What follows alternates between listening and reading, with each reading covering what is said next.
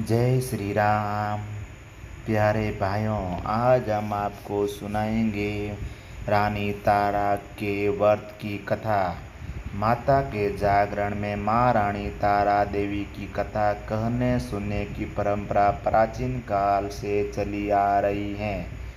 बिना इस कथा के जागरण को संपूर्ण नहीं माना जाता है। यद्यपि पुराणों में इसका कोई उल्लेख नहीं है, तथापि माता के जागरण में इनको सम्मिलित करने की परंपरागत विद्यमान है। कथा इस प्रकार है। महाराजा दक्ष की दो पुत्रियां तारा देवी और रुक्मन भगवती माँ की दुर्गा की अटूट भक्ति में विश्वास रखती थी। दोनों बहनें नियमित रूप से एकादशी व्रत किया करती थी तथा माता के जागरण में प्रेम के साथ कीर्तन एवं महात्म्य का कहा सुनी करती थी। एकादशी के दिन एक बार भूल से छोटी बहन रुक्मन ने मांसाहार कर लिया। जब तारा देवी को पता लगा तो उसने रुक्मन पर बड़ा क्रोध आया और तारा देवी बोली, तू ही तो मेरी बहन, परंतु मनुष्य देह पाकर भी तूने नीच कौमी के प्राणी जैसा कर्म किया है। तू तो छिपकली बनने के योग्य है। बड़ी बहन के मुख से शब्दों को रुक्मन ने सरोधार्य कर लिया और साथ ही प्रायश्चित का उपाय पूछा। तारा ने कहा, त्याग और परोपकार से पाप छूट जाते हैं। दूसरे जन्म में तारा देवी इंद्रलोक की अप्सरा बनी और छोटी बहन रुक्मन छिपकली की योनि में प्रायश्चित का अवसर ढूंढने लगी। द्वापर युग में जब 5 पांडवों ने अश्वमेध यज्ञ किया तो उन्होंने दूत भेजकर ऋषि दुर्वासा सहित 33 कोटि देवी देवताओं को निमंत्रण दिया। जब दूत ऋषि दुर्वासा के स्थान पर निमंत्रण लेकर गया तो ऋषि दुर्वासा बोले, यदि 33 कोटि देवता उसमें भाग लेंगे तो मैं उसमें सम्मिलित नहीं हो सकता। दूत 33 करोड़ देवताओं को निमंत्रण देकर वापस पहुंचा। दुर्वासा ऋषि का वृत्तांत पांडवों को कह सुनाया कि वह सभी देवताओं को बुलाने पर नहीं आएंगे। यज्ञ प्रारंभ हुआ। 33 कोटि देवता यज्ञ में भाग लेने आए। उन्होंने दुर्वासा ऋषि को न देखकर पांडव से पूछा कि ऋषि दुर्वासा को क्यों नहीं बुलाया। इस पर पांडव ने नम्रता सहित उत्तर दिया कि निमंत्रण भेजा था, परंतु वे अहंकार के कारण नहीं आए। यज्ञ में पूजन हवन आदि निर्विघ्न समाप्त हुआ। पूजा भोजन के लिए भंडारे की तैयारी होने लगी। दुर्वासा ऋषि ने जब देखा कि पांडवों ने उनकी अपेक्षा कर दी तो उन्होंने अत्यंत क्रोध करके पक्षी का रूप धारण किया। चोंच में सर्प लेकर भंडारे में फेंक दिया, जिसका किसी को पता नहीं चला था। वह सर्प खीर की कढ़ाई में गिरकर छिप गया। एक छिपकली जो पिछले जन्म में तारा देवी की छोटी बहन थी तथा बहन के 2 शब्दों को सिरोधार्य कर इस जन्म में छिपकली बनी, सर्प का भंडारे में गिरना देख रही थी। उसे त्याग और परोपकार की शिक्षा अब याद आ गई थी। वह भंडारा गृह में चिपकी समय की प्रतीक्षा कर रही थी। कई लोगों के प्राण बचाने हेतु उसने अपने प्राण और न्योछावर करने का मन ही मन निश्चय किया। जब खीर भंडारे में दी जाने वाली थी तो सबकी आंखों के सामने वह छिपकली दीवार से कूदकर कढ़ाई में जा गिरी। विद्वान लोग छिपकली को बुरा भला कहने लगे, किंतु खीर की कढ़ाई को खाली करने लगे तो उन्हें वहाँ मरा हुआ सांप दिखा। तब सबको मालूम हुआ कि छिपकली ने अपने प्राण देकर सबको प्राण की रक्षा की है। इस प्रकार उपस्थित सभी सज्जनों व देवताओं ने उस छिपकली के लिए प्रार्थना की कि उसे सब योनियों में उत्तम मनुष्य योनि प्राप्त हो तथा अंत में मोक्ष को प्राप्त करे। तीसरे जन्म में वह छिपकली राजा सप्रस के घर कन्या बनी। दूसरी बहन तारा देवी ने मनुष्य रूप का जन्म लेकर तारामती नाम से अयोध्या के प्रतापी राजा हरिश्चंद्र के साथ विवाह किया। राजा सरपस ने ज्योतिषियों से कन्या की कुंडली बनाई। ज्योतिषियों ने राजा को बताया कि कन्या राजा के लिए हानिकारक सिद्ध होगी, सगुन ठीक नहीं है, अतः आप इसे मरवा दीजिए। राजा बोले, लड़की को मराने का पाप बहुत बड़ा है। मैं उस पाप का भागी नहीं बन सकता। ज्योतिषियों ने विचार करके राय दी कि हे राजन, आप एक लकड़ी के संदूक के ऊपर से सोना चांदी आदि जड़वा फिर उस संदूक के भीतर लड़की को रखकर प्रभावित कर दीजिए। सोना चांदी से जड़ा हुआ लकड़ी का संदूक अवश्य ही कोई लालच से निकालेगा और आपकी कन्या को भी पाल लेगा। आपको किसी भी प्रकार का पाप नहीं लगेगा। ऐसा ही क्या, नदी में बहता हुआ संदूक काशी के समीप एक भंगी को दिखाई दिया। वह संदूक को नदी से बाहर निकाला।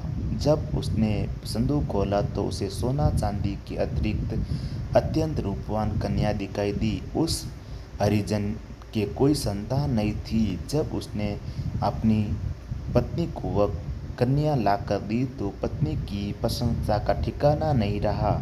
उसने अपने संतान के समान ही बच्ची को छाती से लगा दिया। भगवती की कृपा से उसके स्तनों में दूध उतर आया और पति पत्नी दोनों ने प्रेम से कन्या का नाम रुको रखा। रुको की माँ महाराजा हरिश्चंद्र के घर सफाई आदि का काम करने जाया करती थी। एक दिन वह बीमार हो गई।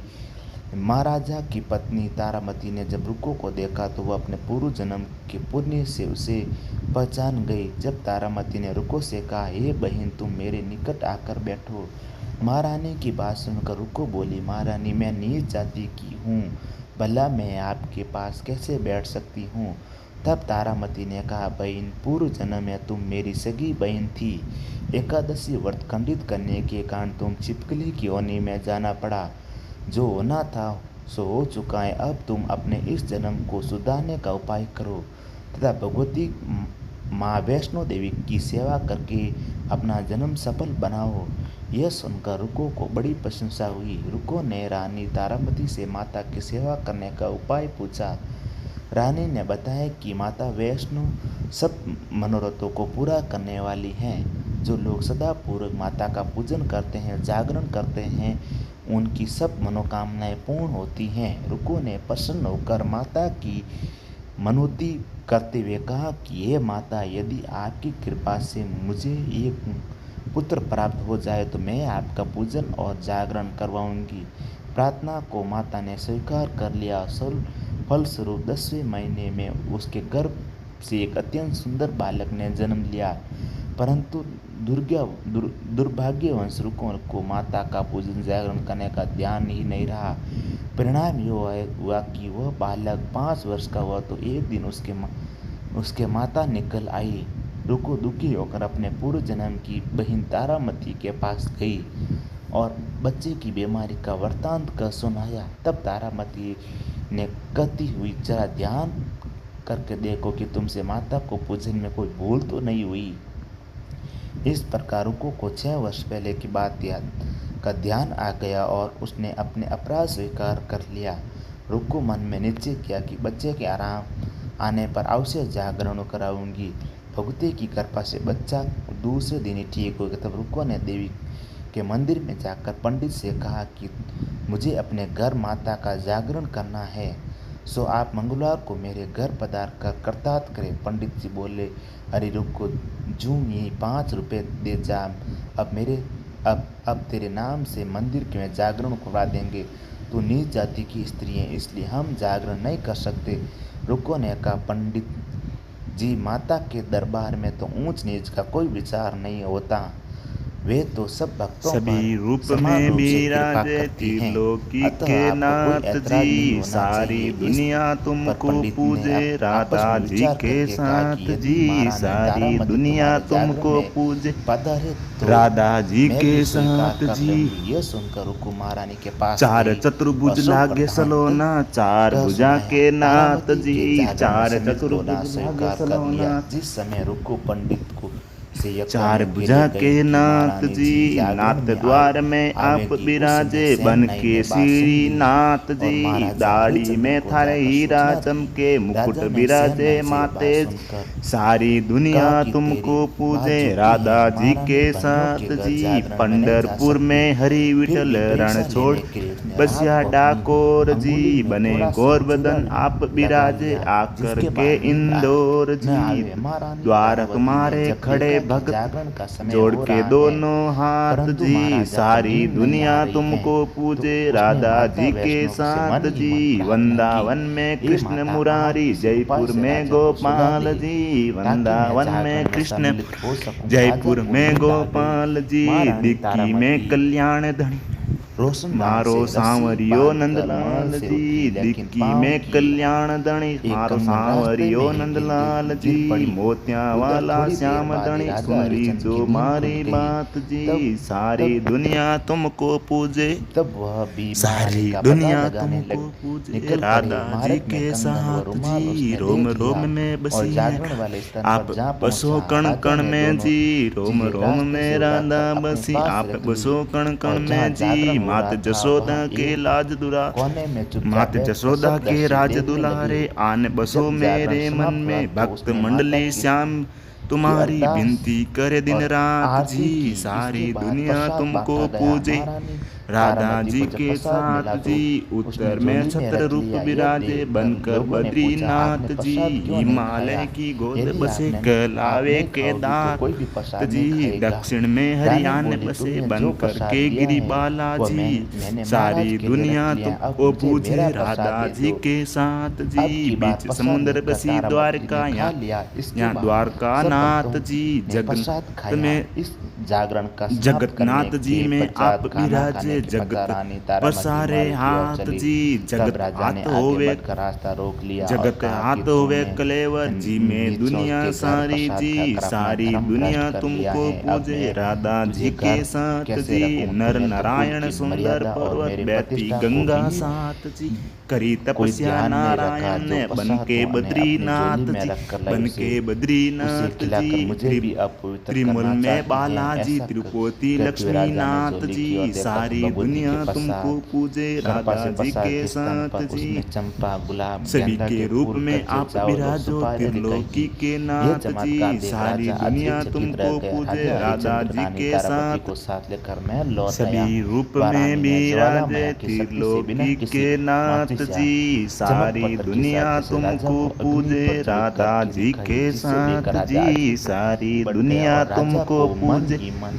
राधा में देवी जी के के प्रति साथ विश्वास और जी सदा जाग उठी। इसके बाद राजा चार ने रानी चतुर्भुज से कहा, लागे सलोना मैं माता के चार प्रति भुजा के दर्शन करना नाथ चाहता जी हूँ। चार रानी चतुर्भुज बोली, लागे दर्शन सलोना पाने के लिए बहुत बड़ा त्याग करना चार पड़ेगा। भुजा यदि के आप अपने नाथ पुत्र जी रोहतास नाथ की द्वार बलि दे में सकते आप हो तो विराजे बन आप के श्री दुर्गा नाथ देवी के जी प्रत्यक्ष दाढ़ी दर्शन भी में हो थारे सकते हीरा हैं। चमके राजा के मुकुट मन में तो विराजे देवी दर्शन माते की लगन हो सारी गई थी। दुनिया राजा ने पुत्र तुमको मोह त्याग पूजे रोहतास राधा काशी जी के देवी को साथ समर्पण जी कर दिया। पंडरपुर ऐसी में सच्ची हरि विठल सच्ची रण श्रद्धा छोड़ और विश्वास बसिया देखकर दुर्गा डाकोर माता जी सिंह बने पर सवार गौर होकर बदन उसी आप समय वहां विराजे प्रकट हो गई और आकर राजा के हरिश्चंद्र इंदौर जी को द्वार दर्शन तुम्हारे करके खड़े भगत कृतार्थ हुए। जोड़ मरा के हुआ दोनों पुत्र फिर हाथ जीवित हो जी गए। यह सारी चमत्कार देख दुनिया राजा तुमको हरिश्चंद्र गदगद पूजे हो गए। राधा जी के उन्होंने साथ विधि जी पूर्वक माता का वृंदावन पूजन में करके कृष्ण अपराधों की मुरारी क्षमा जयपुर मांगी। में सुखी गोपाल रहने का जी आशीर्वाद देकर माता वृंदावन में अंतर्ध्यान कृष्ण हो गई। राजा ने जयपुर में तारामती की गोपाल भक्ति की जी प्रशंसा करते दिक्की हुए में कहा, हे कल्याण तारा, धनी